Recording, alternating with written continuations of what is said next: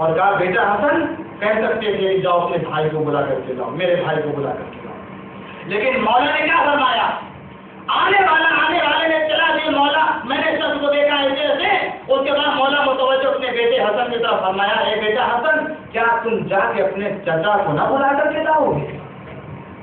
کیا اپنے چچا کو نہ بلا کر کے لاؤ گے؟ عزیزان گرامی یہ محبت میں ہے کہ جو رشتہ قائم کر رہا ہے مولا سے۔ عزیزوں مولا نے گویا آواز دی، دیکھو ہم سے دو طرح کے رشتے پائے جاتے ہیں لوگوں کے، ایک میری نسل کا رشتہ ہے، ایک محبت کا رشتہ پایا جاتا ہے، لیکن میری نظر میں نسل کا رشتہ بے قیمت ہے، محبت کا رشتہ قیمتی ہو جا رہا تھا۔ اور اگر کسی کا محبت کے ساتھ ساتھ نسل کا رشتہ بھی قائم ہو جائے گی دوہری محبت ہو جائے گی، لیکن اگر نسل کا رشتہ پایا جائے محبت نہ پائی جا رہی ہو تو نسل کا رشتہ بیکار ہے میری نظر میں۔ اور اس کے بعد مولانا کہا دیکھو جاؤ کیا تم اپنے چچا کو نہ بلا کر کے لاؤ گے؟ اسی طریقے سے امام حسن متوجہ ہوئے گئے اور جانے کے بعد چوراہے پر کیا دیکھا؟ حبشی غلام وہی ہے جو دربار سے نکل کے گیا تھا اور انہیں کٹی ہوئی فضائل پڑھ رہا ہے۔ مولا نے کہا کہ چلو مولا تمہیں بلا، آیا مولا کی بارگاہ میں آیا، وہی حبشی غلام جبھی بارگاہ سے نکل کے گیا تھا، اب وہی حبشی غلام مولا کی بارگاہ میں دوبارہ حاضر ہوا ہے۔ ابھی تو لیکن فرق ہے، پہلے آیا تھا تو خود سے آیا تھا، اور اب آپ کی بارگاہ میں آیا ہے تو مولا کے طلب پر آیا ہے، لہذا دونوں کا فرق بھی واضح ہونا چاہیے۔ مولا کی بارگاہ میں خود سے آیا تھا تو اس کو اپنا اس کا انصاف دیا تھا، اب جب مولا کے بلائے ہوئے سے آیا ہے تو مولا اپنے کرم سے اسے ادا کر رہے ہیں۔ کیا ادا کیا؟ آنے والا آیا اور آنے کے بعد ایک مرتبہ عزیزوں جانتے ہیں اور آنے والے نے سب کچھ بتا دیا پہلے سے کہ کیا ہوا اس کے ساتھ، اور آپ علم غیب رکھتے سب پتا ہے کہ کیا ہوا ہے، مگر اس کے بعد مولا مرتبہ متوجہ ہوئے اس حبشی غلام کی طرف پوچھا بتاؤ کیا گزرا تمہارے ساتھ واقعہ؟ ابھی توجہ چاہتا ہوں مولا نے کیوں دوبارہ پوچھا اس سے، جبکہ آپ علم رکھتے ہیں، آنے والے نے واقعہ بیان کر دیا، سب کچھ ہے، غیب بھی آپ سب کچھ جانتے ہیں، مگر اس کے باوجود دوبارہ آپ اپنی بارگاہ میں اس کی زبان سے سننا چاہتے ہیں۔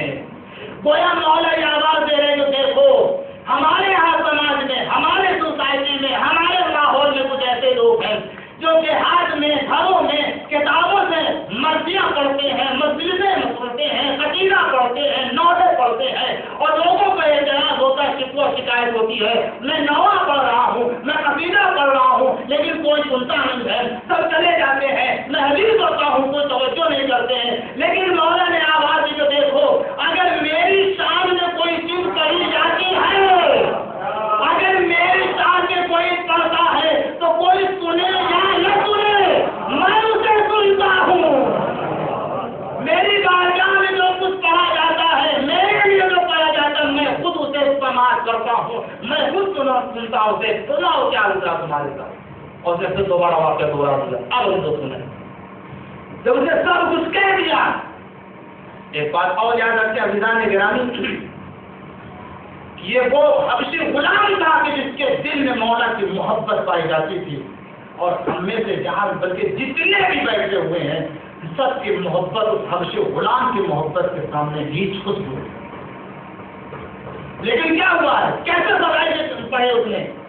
انگلیاں کاٹ دی گئی، مگر انگلیوں کے کٹنے کے بعد بھی مولا کے فضائل بیان کر رہا ہے۔ عزیزان گرامی میں درس دینا چاہتا ہوں، پیغام دینا چاہتا ہوں، ہمارے ماحول میں ہمارے سماج میں کچھ ایسے لوگ پیدا ہوتے ہیں کہ امام باروں میں، امام بارگاہ میں، جو علم کے پاس، جو مسجدوں میں، جو قبرستان میں یا جو ذریعہ مقدس کے پاس جاتے ہیں، منتیں مانتے ہیں، زیارت پڑھتے ہیں، بہت منتیں مانتے ہیں، جب منت پوری نہیں ہوتی ہے عزیزان گرامی تو دل میں کھوٹ پیدا ہو جاتا ہے، دل میں میل پیدا ہو جاتی ہے کہ ایک بات مولا کی بارگاہ میں آئے اتنے دل سے مانگ رہے ہیں اور مولا نہیں طرف دے رہے ہیں، مولا نہیں دے رہے ہیں، میں اتنے دل سے منت مانے ہوئے ہوں مولا نہیں ادا کر رہا اپنی بارگاہ سے۔ عزیزان گرامی جتنے بھی ہیں جو حبشی غلام کی محبت کے سامنے ہم سب کی محبت کچھ بھی نہیں ہے، لیکن یہ حبشی غلام ہے کہ جب مولا کی بارگاہ سے نکلا ہے ہاتھ کٹ چکے، انگلیاں کٹ چکی ہیں، مگر اس کے باوجود مولا کے فضائل جا کے کوفے کے چوراہے پر بیان کر رہا ہے۔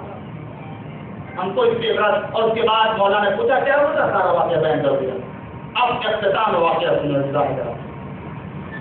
جب واقعہ بیان کر دیا کہ مطلب مولانا نے فرمایا کہ کٹی ہوئی انگلیوں کو جوڑ کے رکھ دیا جائے اور کٹی انگلیاں جوڑ لی گئی. ہر غلام کی کٹی انگلیوں کو اس کے ہاتھوں سے جوڑ دیا گیا.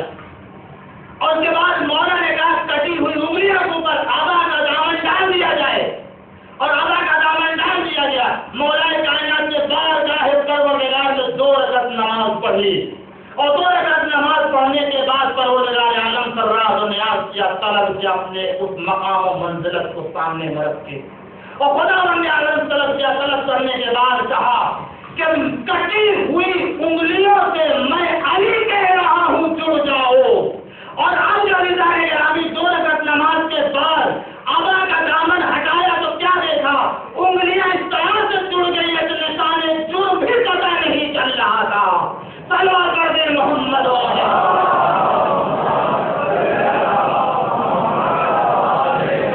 انگلیاں کٹی ہوئی ہیں لیکن اس کے بعد اس طرح سے جڑ گئی ہیں کہ عزیزان گرامی جرم کا نشان بھی نہیں معلوم ہو رہا ہے. پتہ چلا کہ جو گناہوں کی سزا ملتی ہے وہ وقتی سزا ہوتی ہے اور جو محبت اور ولایت کی سزا ملتی ہے وہ دائمی ملتی ہے. صلوات کر دے محمد.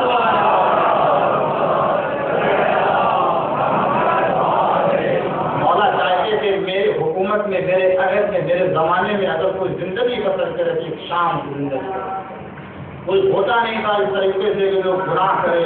اور اگر کسی کے ذہن میں گناہ کا تصور و احساس پیدا ہوتا تھا, گناہ ہو جاتا تو اس کے سب سے بڑے پہلے احساس یہ ہوتا تھا کہ میں اپنے کو بخشوا لوں, اپنے کو پاک و پاکیزہ کروا لوں.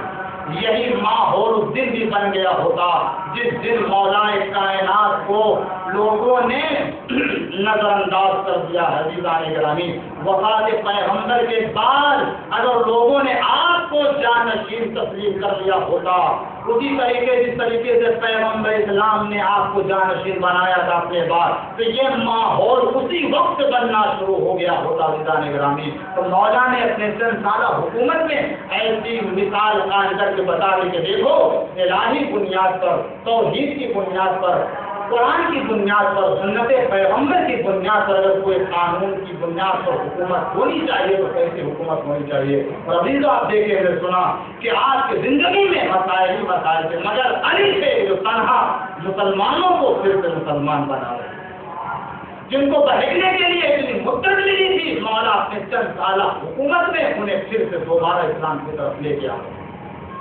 مسائل ہی مسائل تھے, مشکلات ہی مشکلات تھے, تکلیف ہی تکلیف تھی, مگر مولا مشکل کچھ تھے کچھ ایک مرتبہ سوسائٹی کے بنانے میں تعمیر کرنے میں لگے ہوئے تھے تو کسی طرح کی کوئی مشکل آپ کے سامنے نہیں تھے. عزیزان گرامی سارے مسائل کو جھیلتے گئے, ساری مشکلوں کو برداشت کرتے گئے صرف بنیاد پر کہ انصاف قائم ہو جائے, ایک ایک کا حق ملنا چاہیے. قانون کی بنیاد پر, توحید کی بنیاد پر, قرآن کی بنیاد پر حکومت قائم ہونی چاہیے. دنیا برگشتہ ہو رہی ہے تو برگشتہ ہو جائے, دنیا ہم سے منہ پھیر رہی ہے تو منہ پھیر دے, دنیا میری مخالفت کر رہی ہے تو مخالفت پر اتر آئے. لیکن میں دنیا سے سمجھوتا اس بنیاد پر نہیں کر سکتا ہوں کہ میں خدا کے دین کو پیچھے ہٹا دوں. عزیزوں وہ وقت آ گیا اور وہ زمانہ بھی آ گیا. آپ اندازہ کیجیے مولا کے سامنے کیسے کیسے مسائل تھے. مولا کے مظلومیت کا اندازہ اسی سے لگائیے. عزیزوں ذرا احساس کریں, ہم میں سے اگر کوئی عزت دار کوئی ہوتا ہے, کوئی منصب دار ہوتا ہے, کوئی شرف رکھتا ہے, کوئی بڑا منصب والا ہوتا ہے, عزیزوں اگر کسی علاقے سے گزر جائے, کسی دیہات میں کسی گلی سے کسی راستے سے گزر جائے, چند لوگ پہچانتے ہوں مگر اس کے باوجود وہ متوجہ نہ ہو اس کی طرف, تو عزیزوں اس کے دل میں کتنی بڑی تکلیف ہوتی ہے کہ میں یہ مقام رکھنے کے باوجود یہ میری طرف متوجہ نہیں ہو رہا. عزیزان گرامی مولائے کائنات سے بڑی کوئی شخصیت کائنات میں نہیں تھی اس دور میں, لیکن ایسا زمانہ آ گیا تھا. مولا کے چاہنے والے نے آ کر کے مولا سے عرض کیا, اے مولا اب ایسا زمانہ آ گیا ہے کہ یہ لوگ جو در پہ آتے تھے سلام کرتے تھے, اب ان کو سلام کرتے ہیں, ارے سلام تھوڑی اب یہ ہمارے سامنے آتے ہیں تو منہ موڑ کے گزر جاتے ہیں, سلام بھی نہیں کرتے ہیں. مولا نے دوسرا جملہ کہا, اے بھائی تم کو یہ شکایت ہے کہ یہ منہ موڑ کے چلے جاتے ہیں، سلام نہیں کرتے ہیں. ارے میرے ساتھ یہ صورتحال پیدا ہو گئی ہے، میں ان کو سلام کرتا ہوں کہ میرے سلام کا جواب تک نہیں دیتے ہیں.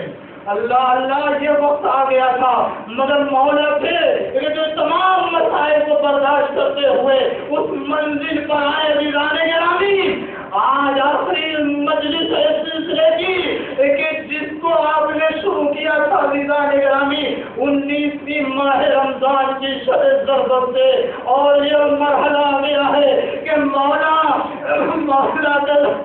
یہ دن ہے کہ آپ دنیا کو رخصت ہو رہے ہیں. ہاں احباب، یہ وہ منزل ہے کہ بس علی چند دن کے لیے، چند لمحوں کے لیے ضرورت کے بعد خدا کے مہمان بنے ہیں. اور ابھی تو یہ منزل تھی، آپ یاد کیجئے جب زخمی ہو کر کے بیت الشرف میں لائے گئے ہیں اور آپ کو اٹھا کر کے بیت الشرف کی طرف لایا جا رہا تھا. مومنین بھی آپ کے ہمراہ تھے، آ رہے تھے. میں نے جیسی بیت الشرف دیکھا قریب آ رہا ہے، مڑ کر کے ایک مرتبہ اپنے بیٹے حضرت حسین سے فرمایا، اے بیٹا اب ان مومنین سے کہہ دیجیے کہ اپنے گھروں کو واپس چلے جائیں، اس لیے کہ گھر قریب آ رہا ہے. زینب و کلثوم کے فریاد کرنے کی آواز آئے گی. میں نہیں چاہتا ان کی آواز نہ محرموں کے کانوں تک جائے. اے علی، ارے 40 ہجری کا زمانہ ہے، کوفہ ہے، آپ اہتمام کر لیجیے. مگر جب 73 ہجری کا کوفہ ہوگا، زینب و کلثوم ہوگی، 8 بجے ہوں گے، منادی لگا دے رہا ہوگا، یہ علی کی بیٹیاں ہیں، یہ نبی کی نوازیاں ہیں. اور وہ وقت آتا ہے، علی وصیتیں کرتے ہیں اور ایک وصیتیں آپ کے سامنے ہیں. ساری وصیتیں کر لی اور اس کے بعد وہ منزل آتی ہے. علی صبح کے وقت 21ویں ماہ رمضان میں خدا کے مہمان ہو جاتے ہیں، دنیا سے مولا رخصت ہو جاتے ہیں. آج کی شہادت کے بعد آپ کے جنازے کے سلسلے میں جو روایتیں پائی جاتی ہیں، میں اس سلسلے میں یہ سفر ادا کرنا چاہتا ہوں. آپ اس سے امام کی مظلومیت کا اندازہ کیجیے. جس طریقے سے مولا کے چاہنے والے بہت زیادہ محبت کرنے والے تھے، اسی طریقے سے مولا سے دشمنی کرنے والے بھی شدید قسم کے تھے. اسی بنیاد پہ خطرہ تھا کہ امام حسن نے 21ویں کی صبح کو ایک تابوت کی شکل بنایا اور تابوت کی شکل بنا کر کے کچھ لوگوں کو ہمراہ کیا اور کہا اسے مدینہ لے کر کے جاؤ. عزیزوں کیوں ایسا کیا تھا؟ اس لیے کہ خطرہ تھا کہ یہ مولا کے دشمن اگر انہیں پتا چل جائے گا میرے بابا کی لاش کے ساتھ یہ بے حرمتی کریں گے. اس لیے مدینہ تابوت بھیجا تاکہ پتا نہ چلے کہ کہاں میرے مولا کو دفن کیا گیا. اور ایک تابوت بنایا جس میں چند لوگ تھے، خاص لوگ تھے، نجف لے جا کے دفن کر دیا. مگر عزیزوں، میں مولا کی بارگاہ میں ایک مرثیہ کروں گا اور فریاد کروں گا، اے مولا، ارے مرنے کے بعد بھی آپ بدلوں، زندگی میں بھی بدلوں، مگر یہ خوش نصیبی آپ کو تھی. آپ کو شہادت کے بعد آپ کے بیٹے نے آپ کا جنازہ تو اٹھایا. اے مولا، چند لوگ صحیح مگر تصویر جنازہ کرنے والے تو مل گئے. مگر اے مولا، آپ کا بیٹا حسین کربلا کے میدان میں 3 دن کا سفر کوئی نہیں. ایک بیٹا تھا جس کے ہاتھوں میں ہتھکڑی، پیروں میں بیڑی، گلے میں توق خاردار، کوئی نہیں. الذين ينقلبون إذا لقضائه وتسليما لأمره ولدارا بحق الزهراء وبعد وبنيها والسر والصور فيها. معبود ہمارے مختصر کے عبادت کو قبول فرما، پالنے والے امام زمانہ کی ظہور میں تعظیم فرما، پالنے والے امام کے دیدار کو نصیب فرما، پالنے والے تمام چاہنے والوں کے میں ان کی پناہ محفوظ فرما.